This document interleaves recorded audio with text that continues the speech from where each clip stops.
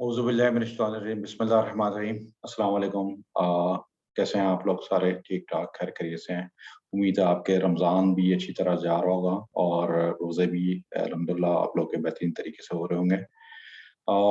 उम्मीद है कि आप लोग ने मेरे जो पुरानी रिकॉर्डिंग्स है, जो हमने लास्ट 4 दिन पहले कुछ सेशंस रिकॉर्ड किए थे मैंने, वो आप लोग ने देख लिए होंगे और उसके मुतालिक डेफ़िनेटली आपके ज़हन में कुछ ना कुछ सवालात होंगे।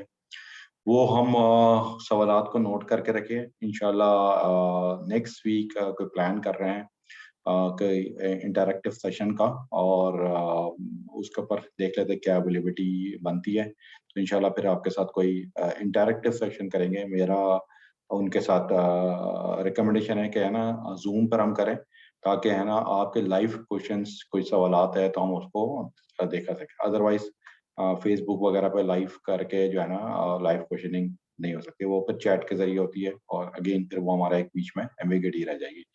आई वुड रिकमेंड कि है ना हमारा सेशन जो है वो ज़ूम पर हो, और ज़ूम पर आप देखते हैं इनकी तरफ से क्या अरेंजमेंट DG पाकिस्तान से लाइव सेशंस के लिए करते हैं या फिर कोई और LMS वगैरह यूज़ करते हैं।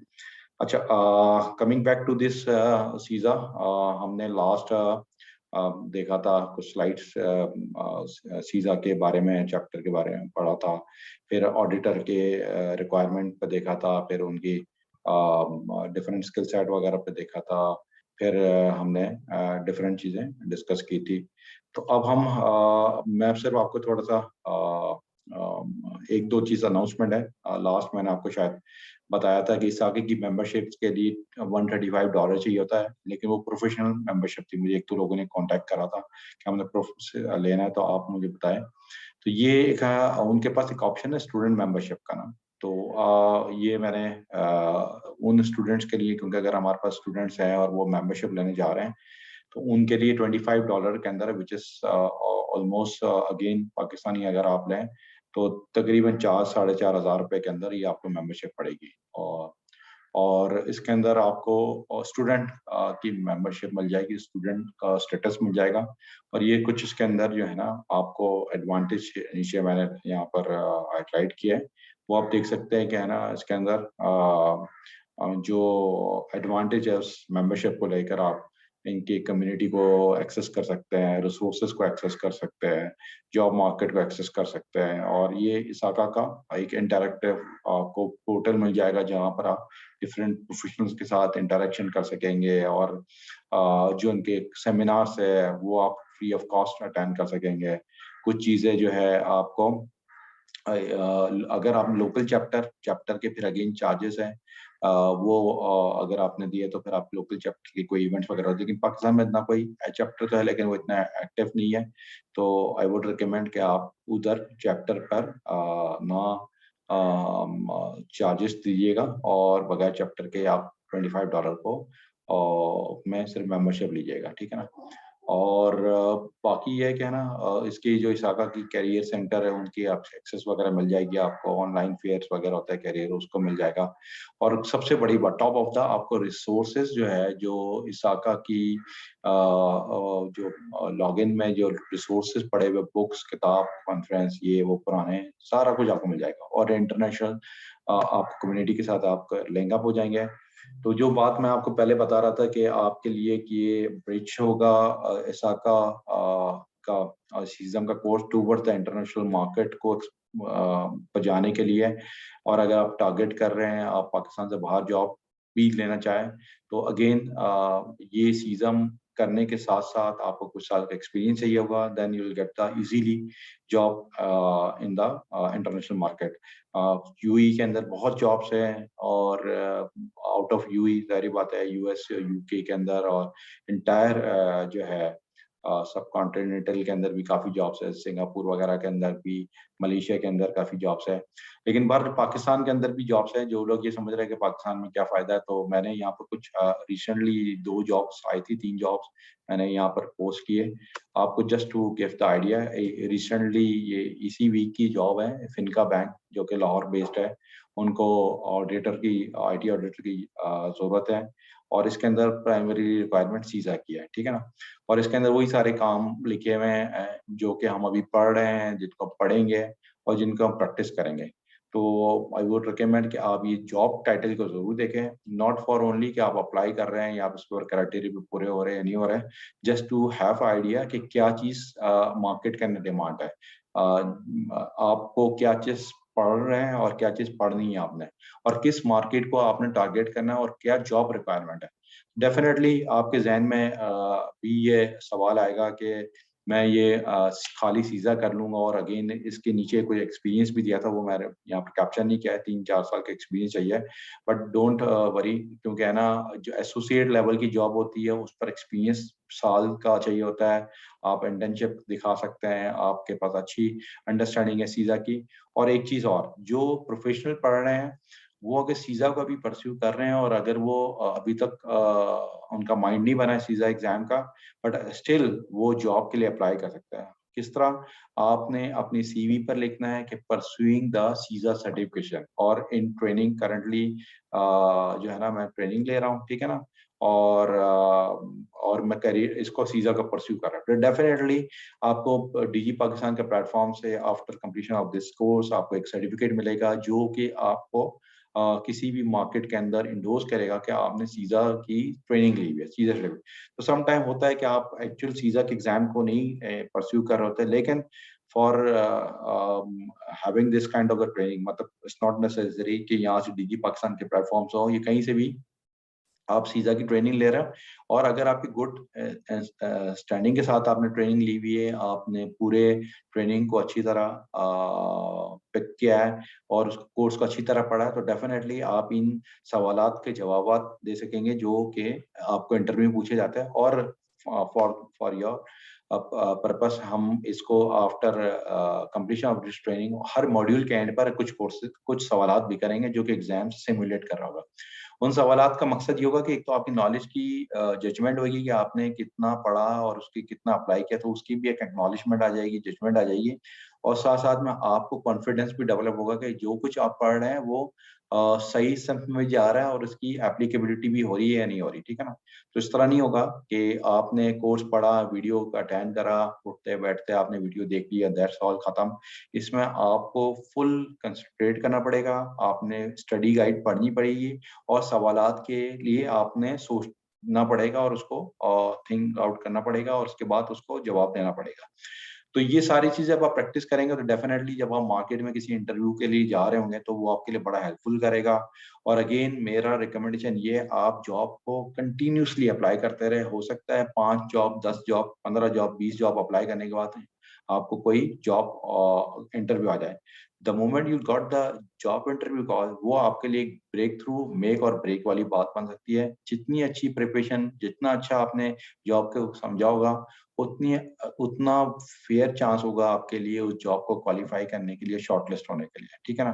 तो अगेन कभी भी आप हेजिटेट नहीं होइएगा कि यार ये जॉब मेरे लिए नहीं है, ये बहुत एक्सपीरियंस मांग रहा है या इसके अंदर बहुत कुछ लिखा हुआ है। डोंट वरी, ये सब कुछ लिखा जाता है एक स्टैंडर्ड रिक्वायरमेंट के अगेंस्ट, ठीक है ना।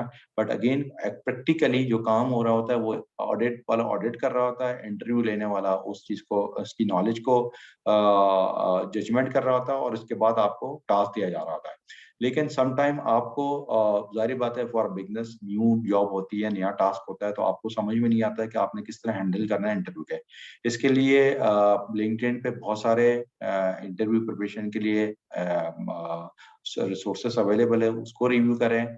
और अगर फिर भी कोई चीज नहीं समझ में आती है, if you got the interview call, then you call to me और हम उसके ऊपर इंटरव्यू की रिक्वायरमेंट को डिस्कस कर लेंगे। कुछ चीजें मैं आपको टिप्स दे दूंगा, कुछ चीजें आपको इंटरनेट से, गूगल से मिल जाएगी। तो इसके लिए कभी कोई आपने टेंशन नहीं लेना है कि क्या चीज है। अगर आप जॉब की रिक्वायरमेंट को पढ़ें, 1 to 1, 1 by 1, step by step पढ़ें, तो आपको पता चल जाएगा कि है ना वही सारी चीजें हैं जो कि आप यहाँ पर पढ़ रहे हैं, ये आपका कोर्स का पार्ट है, ठीक है ना। The key responsibility assess in the preparation of yearly IT audit plan, ठीक है ना, to ensure the plan audits are completed when expected, to be proactive in resolving planning conflict delays, ठीक है ना। ये वो सारी चीजें हैं। दूसरी जॉब मैनेजर आईटी ऑडिट की है, कि इलेक्ट्रिक कराची के अंदर जॉब है। और इसके अंदर भी वही सारी चीज़ें रिक्वायरमेंट है जो कि एक ऑडिट की ऑडिटर का होती है। लेकिन again this is the manager level job, वो टीम लीड की जॉब है। और थोड़ा-सा मैनेजर के अंदर आपको ज़रा ज़ाहिर-सी बात है, मैनेजर आप अगर फ्रेश ग्रेजुएट है या आपका बिल्कुल ही आउट ऑफ साइट एक्सपीरियंस है, आउट ऑफ साइट का मतलब आप ऑडिट की फील्ड में नहीं है, लेकिन तो मैनेजर की पोजीशन पर ज़रा अप्रोच करना मुश्किल हो जाता है। फॉर दैट पर्पस आपका कोई एक्सपीरियंस होना चाहिए। ऑलरेडी जो लोग सैप, ओरेकल वगैरह ये डेवलपमेंट में काम कर रहे हैं या तो उनका उस साइड पे एक्सपीरियंस है, तो वो इस कोर्स करने के बाद अप्लाई कर सकते हैं, ठीक है ना? और आगे अपने करियर को आईटी ऑडिट करके परस्यू कर सकते हैं। एक और जॉब है, ये मैंने नीचे अगर आप देख रहे होंगे इसके नीचे बॉक्स में एक आ रहा होगा, आईटी ऑडिट की जॉब है। ये भागलपुर बेस्ड पोजीशन है और इसमें 4 से 5 साल का एक्सपीरियंस माँगा है। ये एनएसआरपी बैंक है, एनआरएसपी बैंक है, माइक्रो फाइनेंस बैंक, उसके अंदर ये जॉब है। और ये भी 2 दिन पहले पब्लिश हुई है किसी जगह पर। तो आप नोट कर लें, इधर भी आपका ईमेल है, अगर आप समझते हैं कि आप ऑडिटर हैं, ऑलरेडी कहीं काम कर रहे हैं और ये कोर्स के अंदर आप अपनी नॉलेज को एनहांस कर रहे हैं या आप पॉलिश अप कर रहे हैं, तो आप इस जॉब के लिए ज़रूर अप्लाई करेंगे। लेकिन डेफिनिटली फॉर द बिगिनर्स नहीं है। पॉइंट इज़ दैट के जॉब्स हैं, मैंने अभी आपको 3 जॉब्स बताई जो कि मेरे पास डायरेक्टली आ गई थी, ठीक है ना? अगर मैं सर्च करने लगूँ तो there are lot of many other jobs available in the market, local market as well the international market. तो सिर्फ आपको मोटिवेट करने का मकसद ये है कि अगर आप इस कोर्स को कर रहे हैं और अपने करियर को देख रहे हैं, तो आपके लिए बहुत से ऑप्शंस अवेलेबल है, बहुत सी अपॉर्चुनिटी अवेलेबल है। लेकिन ये अपॉर्चुनिटी इस तरह नहीं होती है कि आपने एक कोर्स करने के बाद आप कहें कि सर मैंने तो सीज़ा सर्टिफाइड कर लिया, अब आपने मुझे लाज़मी जॉब देनी है। आपने जो कोर्स किया है साथ-साथ में कुछ एक्सपीरियंस डेफिनिटली लिया होगा। अगर एक्सपीरियंस नहीं लिया होगा, तो आपको थोड़ा कॉम्प्रोमाइज़ करके है ना नीचे के लेवल पर जॉब जाना पड़ेगा। ज़रूरी नहीं है कि आपने मैनेजर आईटी ऑडिट अगर वो माँग रहा है 4 से 6 साल का एक्सपीरियंस, तो आपको might be you don't have the similar kind of experience, ठीक है ना? मैनेजर ऑडिट का, बट अगेन 4 से 6 साल का आपका कोई और एक्सपीरियंस होगा, ठीक है ना? तो उसको भी आप कैटर ऑफ कर सकते हैं, उधर अपनी सीवी, जेडी इस तरह आप डिफाइन कर सकते हैं और थोड़ा-सा मेहनत करके आपको ऑडिट के बारे में ज़्यादा पढ़ना पड़ेगा प्रैक्टिकली, ठीक है ना? प्रैक्टिकल प्रोफेशनल से मिलना पड़ेगा, बात करनी पड़ेगी, उनसे एक्सपीरियंस लेना पड़ेगा, यूट्यूब पर वीडियोज़ देखनी पड़ेगी, कुछ आपको और थोड़ा-सा इनसाइट और लेना पड़ेगा। Then you will qualify for the manager audit job, ठीक है ना? अगेन यहाँ पर आप देख रहे हो कि 4-6 साल बहुत बड़ी चीज़ नहीं है, ठीक है ना? उन प्रोफेशनल जो कोर्स अटेंड कर रहे हैं, उनके लिए अच्छी अपॉर्चुनिटी है, ठीक है ना? रिगार्डलेस अभी आप पोज़ीशन की लोकेशन भूल जाएँ, हो सकता है शायद लाहौर में हो, कराची में हो, इस्लामाबाद में हो, ठीक है ना? दिस इज़ पोज़ीशन वो जो आपको नज़र आ रहा है वो भागलपुर में, इससे पहले लाहौर और कराची की भी देखी थी आप।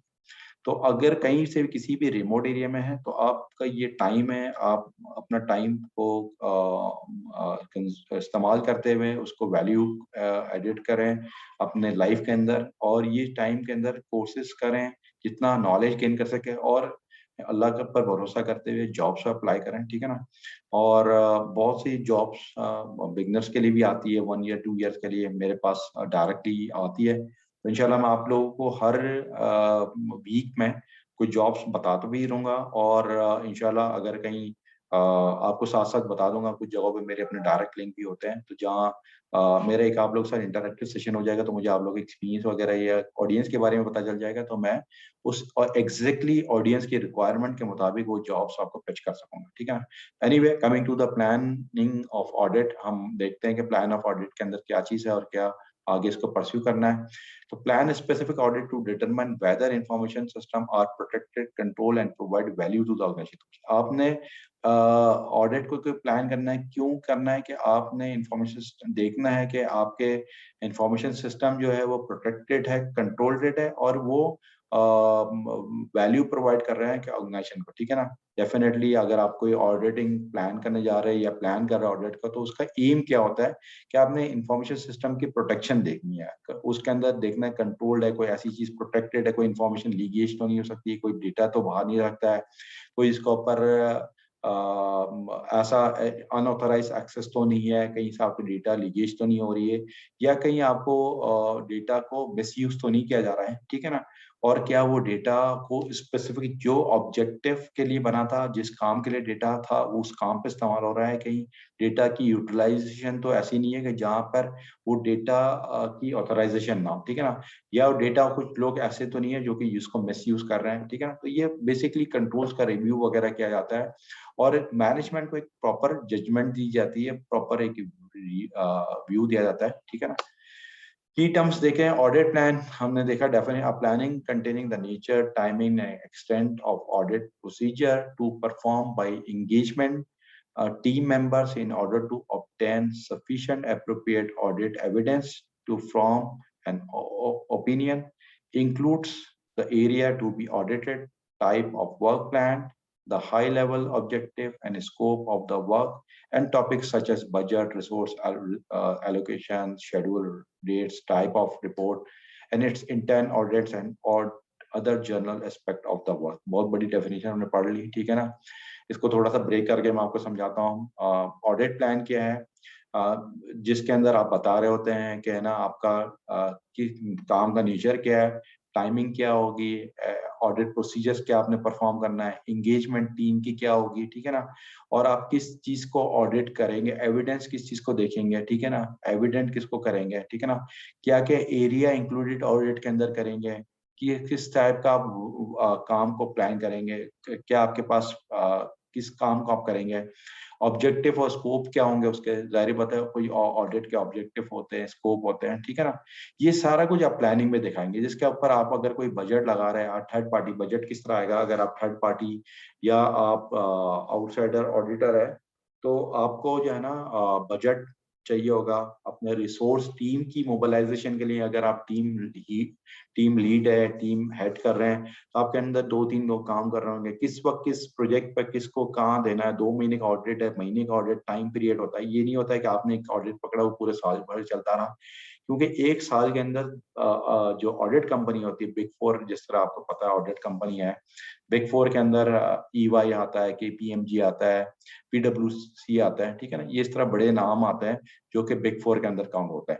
इसके अंदर ये लोग क्या करते हैं, अपने रिसोर्सेस एलोकेट कर रहे होते हैं टू द ऑर्गेनाइजेशन, वो अपनी सर्विसेज रेंडर कर रही होती है ऑडिट की, और उसके अंदर वो ऑडिट प्लान कर रहे हैं। तो उनके पूरे स्केड्यूल होते हैं कि साल में हमने 15 ऑडिट करने हैं, 20 ऑडिट करने हैं, ठीक है ना। और टीम्स को मोबिलाइज कर रहा होता है, कहीं 35 ऑडिट 40 ऑडिट भी कर रहा होता है, लेकिन हर ऑडिट पे 35-40 ऑडिट पे सेम टीम नहीं जा रही होती है। जाहिर बात है हर टीम का एक टाइम होता है, महीने और 2 महीना, एक टाइम पर एक साल के अंदर मैक्सिमम 5 से 6 ऑडिट कर सकते हैं एक टीम मेंबर, और 2-2 महीने की एंगेजमेंट होती है, या कहीं एक्सटेंडेड 3 महीने की होती है, ओवरलैप हो रहा होता है चीजें। तो ये सारी चीजें आपने प्लान करनी है रिसोर्स एलोकेशन के लिए। Schedule of audit, type of report, ये सारा कुछ आपने प्लानिंग में डाल रहा होता है, ठीक है ना।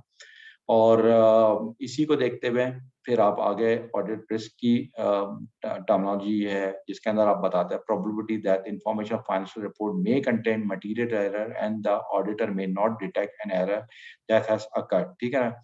और एक रिस्क ऑडिट के अंदर क्या रिस्क होता है, ऑडिट के अंदर रिस्क होता है कि आप जो ऑडिट करवा रहे होते हैं या ऑडिट कर रहे होते हैं, ठीक है ना, तो उसके अंदर रिस्क ये होता है कि आपने उस डेटा तक, उस लेवल ऑफ इंफॉर्मेशन तक ऑडिटर पहुंच ही नहीं पा रहा होता है, या वो अगर पहुंच गया होता है डिटेक्ट नहीं कर पा रहा, या अगर पहुंच गया होता है तो उसके पास सही इंफॉर्मेशन नहीं मिलती, जिसकी वजह से वो सही ऑब्जर्वेशन मार्क नहीं कर रहा होता, मतलब वो सरफेस पे वो चीज नहीं लेके आ रहा होता है जिस चीज की जरूरत होती है, जो कि रिस्क को मिटिगेट किया जा रहा होता है, जिससे रिस्क को कम किया जा रहा होता है, वो बेसिकली उस जगह तक नहीं पहुंच सकती। तो ये एक रिस्क ऑडिटर का होता है। लेट्स सपोज ऑडिटर ने जितनी भी ऑब्जर्वेशन हाईलाइट किए, हो सकता है वो एक्यूरेट चीज हो, लेकिन हो सकता है there is a chance of 5%, ठीक है ना।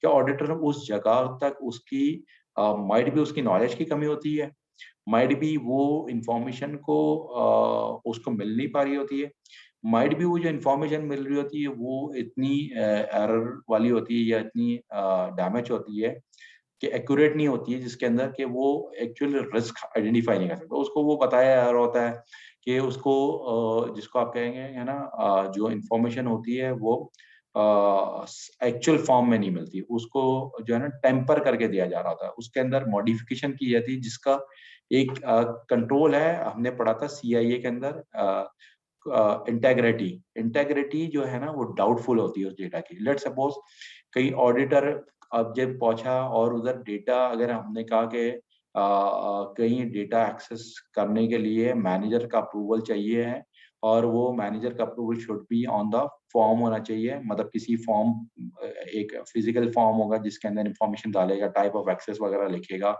और उसको वो दिया जाएगा, ठीक है ना। और वो उसके मैनेजर से अप्रूव होगा, उसके लाइन मैनेजर से अप्रूव होगा, उसके जीएम से अप्रूव होगा। लेकिन वो हो सकता है जिस बंदे की जिम्मेदारी है वो ये काम कर ही नहीं रहा, ऑडिटर गया, ऑडिटर ने देखना शुरू करा, तो पता चला कि है ना, उसको पता चला कि ऑडिट आ रहा है, या उसके जो अकाउंट कोलीग था उसको पता चला कि ऑडिटर टीम आ गए हैं, और तो उसने जल्द से जल्द जो है ना वो विद इन, हमने ये काफी ऑडिट्स में देखा है कि विद इन नाइट वो फॉर्म्स बन जाते हैं और उसको बैक डेट पर रख के साइन कर दिया जाता है और मिल जाता है। तो माइट भी इस तरह की वो चीजें होती है कि ऑडिटर को आइडेंटिफाई नहीं हो रही है, वो उसको जब आता है तो सब कुछ अच्छा की रिपोर्ट मिलती है, वो रिपोर्ट देखता है, वो बाज दफा वो इतनी जजमेंट नहीं ले सकता है कि ये कल रात को बनाई गई है या ये डॉक्यूमेंट पुरानी है, ठीक है ना। वो डॉक्यूमेंट इसको मिल जाती है चीजें, और ऑडिटर का भी काम हो जाता है, वो बेस्ट, ये आप तो बड़ी अच्छी बेस्ट प्रैक्टिस फॉलो कर रहे होते हैं ये चीजें, लेकिन वो एक्चुअली ओवर द नाइट जो सारा काम होगा, ऑडिट डॉक्यूमेंट बनाया जा रहा होता है, ऑडिट के लिए डेटा रेडीनेस की जा रही होती है। आपने देखा होगा बहुत सारे दफातर में, अगर आप क्या ना, लोग काम कर रहे होते हैं और बहाने करते हैं कि ऑडिट के काम आया है, तो दो तरह से होता है, या तो एक्चुअल ऑडिटर बैठा होता है, या वो ऑडिट की प्रिपरेशन कर रहे होता है, और नॉर्मली ऑडिट की प्रिपरेशन के लिए ना टाइम लगा रहा होता है कि ये सारे काम ओवर द नाइट करवाया जाता है, कि डेटा की प्रिपरेशन कर दो, इस डेटा के अंदर ये चीज, तो इंटेग्रिटी ऑफ द डेटा वो डाउटफुल हो जाते हैं, इंटेग्रिटी ऑफ द इंफॉर्मेशन जो है वो डाउटफुल हो जाती है, तो हो सकता है वो रिस्क आइडेंटिफाई नहीं होता है। ऑडिट यूनिवर्स होता है all inventory of audit areas, क्या क्या ऑडिट आपने करना, कौन सी एरिया का ऑडिट करना है, ठीक है ना, तो ऑडिट यूनिवर्स का की टर्मिनोलॉजी कहा जाता है। An inventory of audit area that is compiled and maintain to identify area for auditing during the audit planning process. आपने प्लानिंग प्रोसेस के दरमियान आपने बताया होता है कौन सा ऑडिट एरिया लेना है और उसके अंदर किस किस चीज को ऑडिट करना है। तो inventory of audit area that compile and maintain, ठीक है ना, टू आइडेंटिफाई एरियाज, ठीक है ना। ये उस वक्त किया जाता है जब आप प्लानिंग प्रोसेस कर रहे होते हैं, उस वक्त ये चीजें होती है। रीजनेबल एश्योरेंस क्या होती है, level of comfort short of guarantee but consider adequate given the cost of the control and the likely benefit achieve. Reasonable assurance दी जाती है कि आप उसको पर एक तरह से अपनी कंफर्मिटी बता रहे होते हैं, ऑडिटर दे रहा होता है, उसके अंदर 100% गारंटी तो नहीं दे रही थी ये काम नहीं हो रहा है, लेकिन उसको इस हद तक बताया जा रहा होता है कि है ना, एडुकेट आपके पास एविडेंस आ रहे होते हैं, जब आप उनको देख रहे होते हैं उनकी बेसिस पर आप अपनी जजमेंट कायम की जा रही है। 100% ये तो आपको पता है कि है ना, डेटा के अंदर चीजें टाइम टू टाइम चेंजेस होते रहती है। ऑडिटर ने जो जिस टाइम पर वो चीज देखी, at the time of spot उसको ये चीज नजर आए कि ये चीज नहीं एक्यूरेट है, ठीक है ना। हो सकता है उसके जाने के बाद सारा डेटा एक्यूरेट कर दिया और उसकी मैनेजमेंट रिपोर्टिंग से पहले ही सब कुछ बेहतर कर दिया गया, ठीक है ना, सिस्टम। लेकिन वो जजमेंट की कॉल उस टाइम पे थी जिस टाइम पर उसने देखा था, तो एक रीजनेबल एश्योरेंस डेवलप की जाती है। और ये एक टाइप का लेवल ऑफ कंफर्ट होता है जिसमें शॉर्ट ऑफ गारंटी होती है कि 100% गारंटीड नहीं होता है, क्योंकि इसके अंदर चेंज होती है। ऑडिट प्लानिंग क्या है, the first step in performing an IAS audit is educate pay. सबसे पहले आपने प्लानिंग करनी है, ऑडिट पे जाना है, ऑडिट करना है, तो उसकी प्लानिंग बहुत जरूरी है, प्लानिंग के बगैर आप ऑडिट नहीं कर सकते। तो और plan the audit, the following task must be complete, ये काम आपने जरूर करना है। List of all process that may be consider for the audit, आपने तमाम प्रोसेस को डॉक्यूमेंट करना है, लिस्ट बनानी है जो कि आपने ऑडिट के दरमियान यूज करना है, देखना है, ठीक है ना। Evaluate each process by performing a qualitative और quantitative risk assessment, this evaluation should be based on objective criteria. अब आप ये पूछेंगे कि क्वालिटेटिव और क्वांटिटेटिव रिस्क असेसमेंट क्या, हमने रिस्क असेसमेंट का थोड़ा सा स्लाइडली सा टच बेस लिया था लास्ट शायद कोई वीडियो के अंदर, कि रिस्क असेसमेंट होती है, रिस्क को जांचा जाता है। ये दो टाइप का रिस्क होता है, क्वालिटेटिव और क्वांटिटेटिव। क्वालिटेटिव जो है वो स्टेटमेंट पे से होती है, ठीक है ना। और क्वांटिटेटिव जो होती है नंबर्स पर होती है, ये जहन में रखिएगा, बड़ा आसान से चीज है आपको। क्वालिटेटिव मैं कहूँगा यार ये मुझे रिस्क है, ठीक है ना, मैं बाहर जाऊंगा तो मुझे मार दिया जाएगा, ठीक है ना, या मेरा एक्सीडेंट हो जाएगा, ठीक है ना। This is the risk which I am highlighting to from the statement, ठीक है ना, ये क्वालिटेटिव है। रिस्क है कि मैं क्वांटिटेटिव की बात करूंगा, कि क्वांटिटी नंबर्स की बात करूंगा, कि ऑर्गेनाइजेशन के अंदर फेलियर ऑफ के नुकसान हो जाना, कंपनी को लॉस हो जाना, फाइनेंशियली लॉस हो जाना, मेरे जेब से 100 रुपए निकल जाना, तो मैं कहूंगा कि मैं घर से बाहर जाऊंगा तो मेरा क्वांटिटेटिव रिस्क है कि मेरे 200 रुपए मेरे नुकसान हो जाएगा, कोई मुझसे छीन लेगा, जो मुझे स्नैचिंग हो जाएगी, तो मेरे वॉलेट के अंदर 500 रुपए वो चले जाएंगे। This is called the quantitative risk. आप उसके नंबर्स को वैल्यूएट कर रहे होते हैं, नंबर फाइनेंशियल नंबर्स के ऊपर आप क्वांटिटी के ऊपर बेस कर रहे होते हो, और क्वालिटेटिव में स्टेटमेंट को कर रहे होते हैं। This evaluation should be based on the objective criteria. आपका ऑब्जेक्टिव जो होता है क्राइटेरिया की बेसिस पे होता है, क्या चीज को आप देख रहे हैं, क्या चीज का आपका क्राइटेरिया किस तरह वैल्यूएट कर रहे हैं, उसकी बेसिस पे होता है। Define the overall risk of the each process. आपने तमाम ये प्रोसेस के अंदर ओवरऑल रिस्क डिफाइन करना है, कि आप पूरा ऑडिट के अंदर जब जा रहे हैं तो उसके अंदर क्या क्या रिस्क के अंदर प्लान करेंगे और किस तरह उसको देखेंगे। Construct an audit plan to include all of the process that are targeted to the high which would represent the ideal audit plan, ठीक है ना। इसके अंदर ये है कि आप जो ऑडिट प्लान को बना रहे होते हैं, ठीक है ना, उसके अंदर प्रोसेसेस आपने डिफाइन किया होता है, कि आपने हाई मीडियम लो वगैरह को आप उसके अंदर किस चीज को पहले आपने देखना है, ठीक है ना। देता तो रेट विच फुट, आपने उनको प्लान को पहले रेट करना high which foot represent to the ideal annual audit plan, जिसका आपके सालाना ऑडिट प्लान के अंदर जाता है, मस्ट है, ठीक है ना। कि आपने उसको वो ऑडिट प्लान बनाते उन प्रोसेस को हाई रेट पे रखना है, जो कि आपके सालाना ऑडिट प्लान, मतलब उन प्रोसेस को जरूर देखना है जो कि आपकी ईयरली ऑडिट प्लान के अंदर होता है। एक होता है आपका एडॉक ऑडिट प्लान, या आपने इंटरम ऑडिट्स कर रहे होते हैं, एक एनुअल ऑडिट कर रहा होता है। एनुअल ऑडिट के अंदर होता है कि आपने सालाना ऑडिट जरूर करना होता है, उस चीज की एश्योरेंस देनी होती है। एक होता है इंटरम वन टाइम एक्टिविटी होती है। एनुअल ऑडिट जो होता है वो रिकरेंस होते हैं। रिकरेंस के मतलब हर साल आप ऑडिट करवाते हैं, ठीक है ना।